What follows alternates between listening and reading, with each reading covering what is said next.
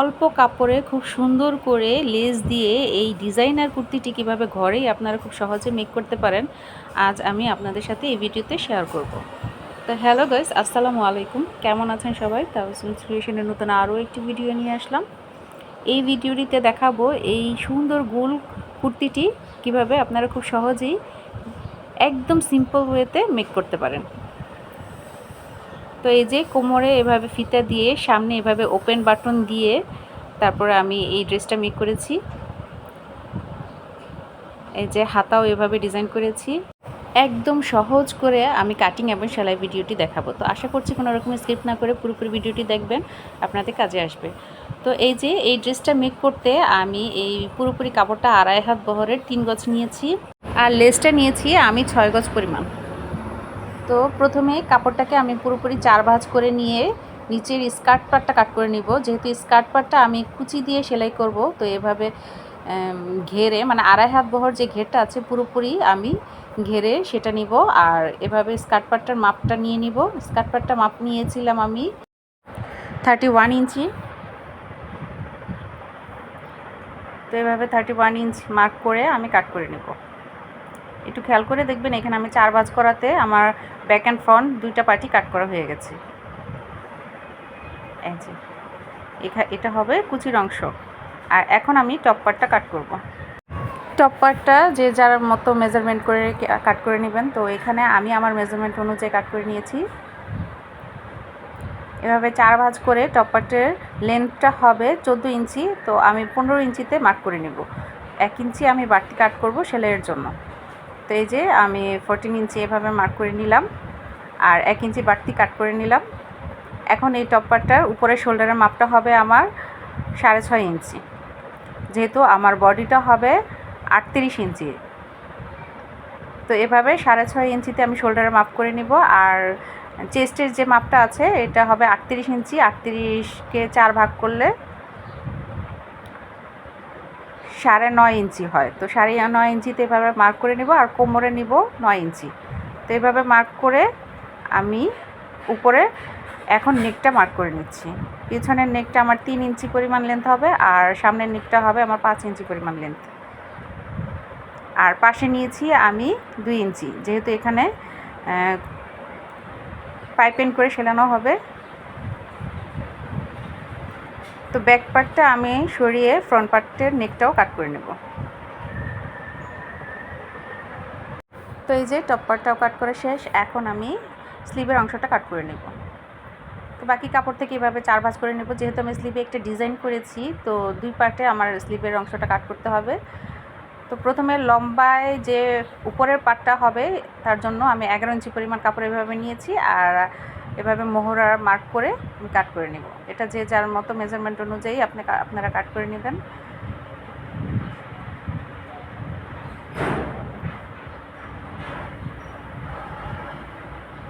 এখন আমি হাতার যে ডিজাইনটা আছে ওটা আমি এভাবে কাট করে নিচ্ছি। আপনারা একটু দেখে খেয়াল করে বুঝে নিন।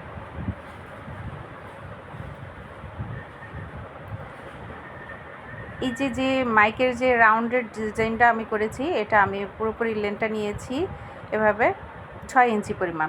তো এভাবে রাউন্ড করে আমি 6 ইঞ্চি পরিমাণ কাট করে নিব। একটু দেখিয়ে দিচ্ছি কীভাবে সেলাইটা হবে। এই যে হাতার উপরের অংশ আর এই যেভাবে নিচের অংশ এভাবে করে সেলাইটা হবে। তো চলুন এখন সেলাই করা যাক। তো সামনের যে টপ পার্টটা আছে ওইখানে আমি যেহেতু ওপেন বাটন সিস্টেম করব, তো এখন আমি বাটনের অংশটা এভাবে সেলাই করে নেব, মাঝ বরাবর কাট করে।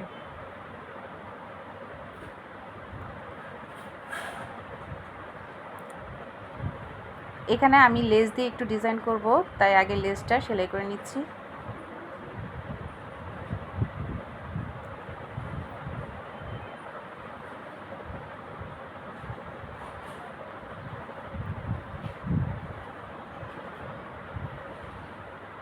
সেলাই করার সময় অবশ্যই খেয়াল রাখতে হবে সঠিক পাশটা আর উল্টা পাশটা। তো এভাবে করে আমি দুই পাশেই এভাবে লেস করে সেলাই করে দেব।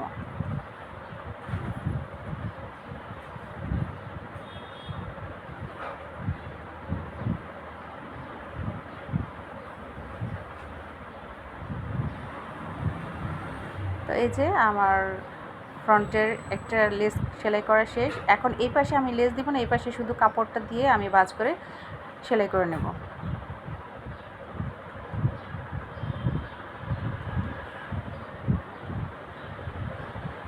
এখন এই দুইটা পার্ট আমি উপরে নিচে এভাবে রেখে নিচের দিকে একটু জয়েন করে নেব, যাতে আমার নিচের স্কার্ট পার্টটা সেলাই করতে খুব সুবিধা হয়। তো এখন এখানে আমি পিন করে দেব। আমি নেকটা একটু খেয়াল করে দেখবেন, আমি কিন্তু নেক এখনও সেলাই করিনি। তো নিচের স্কার্ট পার্টটা আমি সেলাই করে নিচ্ছি। এখানে মাঝ বরাবর একটা চিহ্ন দিয়ে আমি কুচি দিয়ে সেলাই করে নিচ্ছি। এভাবে কুচি দিলে আপনার সামনে সমানভাবে আগে পিছে সুন্দর করে ফ্রিল বসে যায়।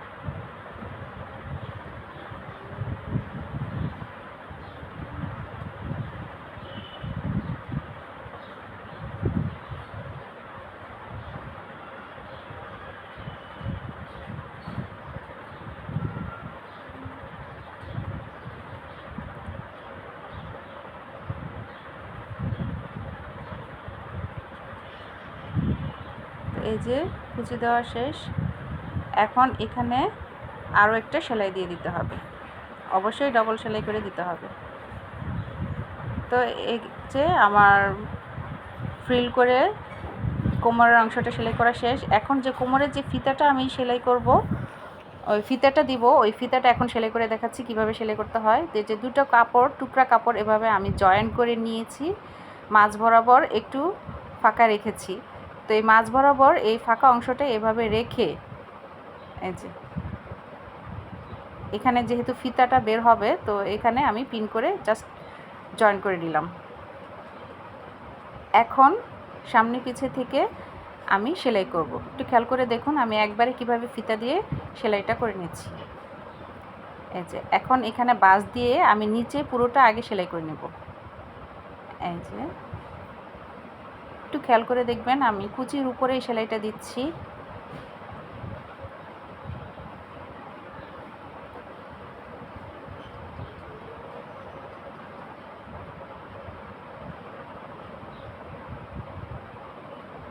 তো আস্তে আস্তে খুব সাবধানে সেলাই করতে হবে। এই যে ভাঁজ করে করে এই কুচির উপরে খুব সুন্দর করে সেলাইটা দিয়ে দিতে হবে।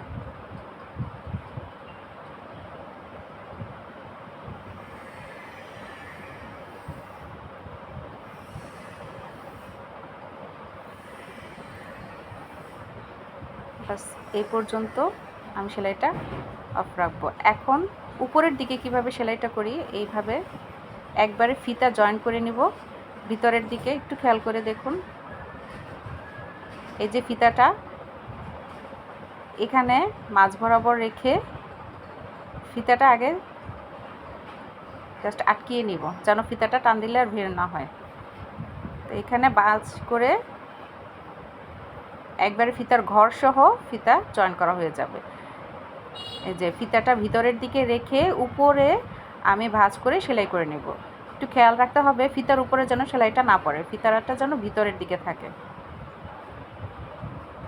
এই যে আমার কিন্তু ফিতাতে সেলাই পড়ছে না, আমি ফিতাটা এখানে ফিতার যে ফ্রন্ট মুখটা আছে ওখান দিয়ে আমি বের করে দিয়েছি। এই যে এখন এই পাশে ফিতাটাও এভাবে আমি ভিতরের দিকে ঢুকিয়ে জাস্ট ভাঁজ করে সেলাই করে দেব।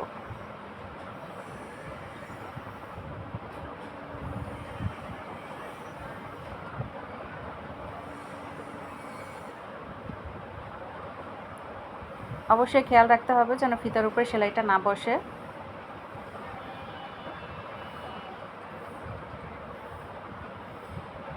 তো এই যে শেষ মাথায় এসে আমি ফিতাটাও এভাবে এখন সেলাই করে দেব। এই তো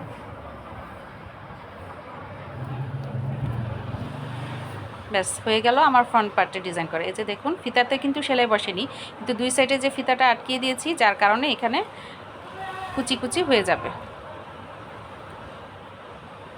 এই যে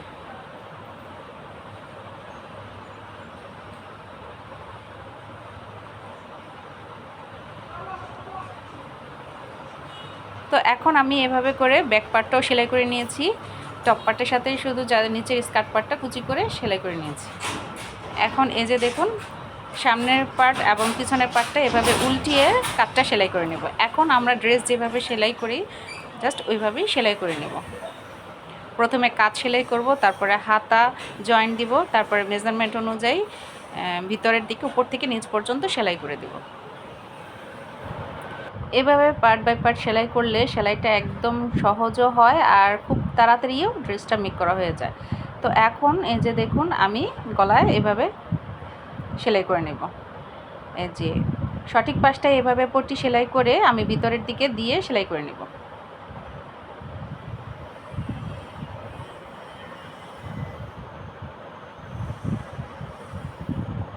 তো এই যে পট্টিটা আমি আগে একটু সেলাই করে নিয়েছি মাঝ বরাবর জয়েন দিয়ে।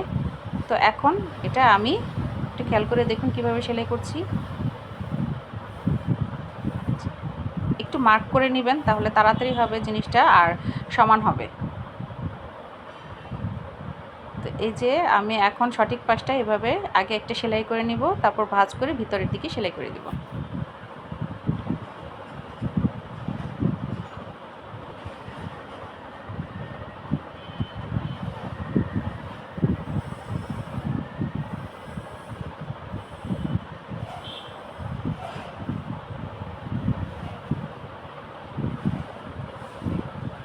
এভাবে একটু হালকা করে কাট করে দিবেন যেন নেকটা সুন্দরভাবে ফিনিশিং আসে।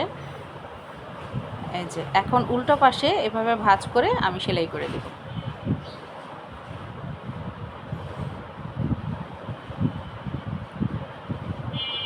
তো এই যে নেক সেলাই করা শেষ। এখন নেকের উপরেও আমি এভাবে লেস জয়েন করে দেব।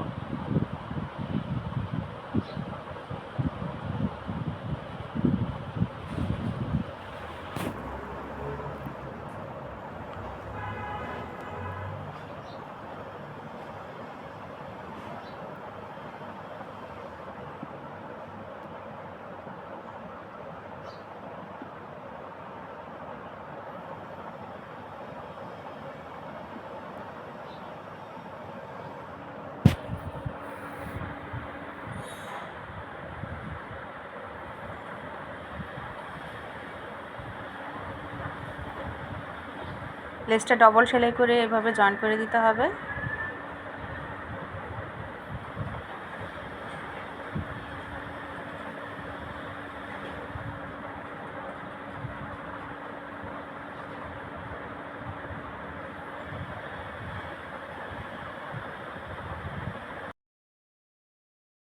তো এই যে নেকে এখন আমি এখানে সামনে আমি ভিতরের দিকে টিপ বোতাম সেলাই করে দিব। এখন সেলাই করছি স্লিভটা। তো উপরের স্লিভটা দুইটা পার্ট যেহেতু, তো দুইটা পার্টই আমি জয়েন করে নিচ্ছি আগে, আর নিচে রাউন্ডে আমি লেসটা সেলাই করব। তাই দুইটা পার্টই আগে জয়েন করে নিলাম। এখন এই রাউন্ডে আগে চিকন করে সেলাই করে নিব, তারপর আমি এভাবে লেস জয়েন করে দেব।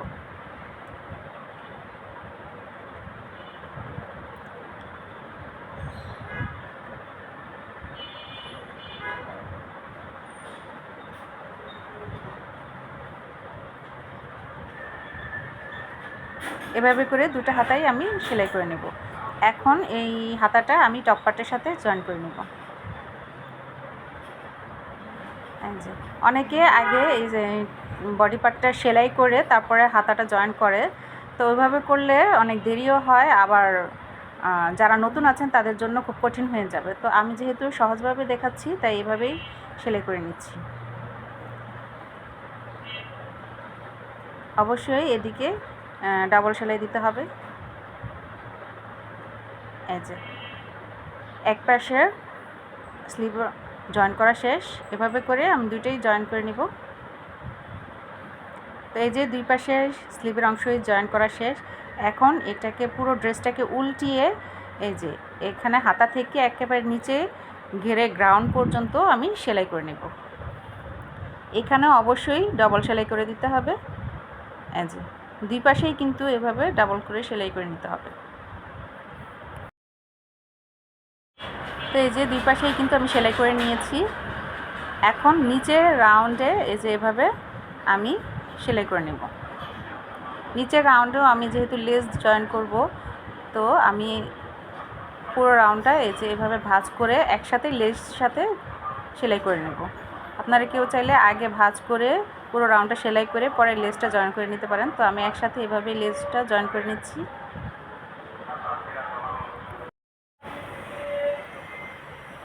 তো এই যে একে শেষ মাথা পর্যন্ত এভাবে সেলাই করে নিয়ে তারপর আবার এভাবে উল্টিয়ে পিছনের দিকে দিয়ে উপরে একটা সেলাই করে দিচ্ছি। তো এই যে পুরোপুরি ফাইনাল লুকটা ড্রেসের কেমন হয়েছে সবাই জানাবেন কমেন্টে। তো ধন্যবাদ সবাইকে পুরোপুরি ভিডিওটি দেখার জন্য। আসসালামু আলাইকুম।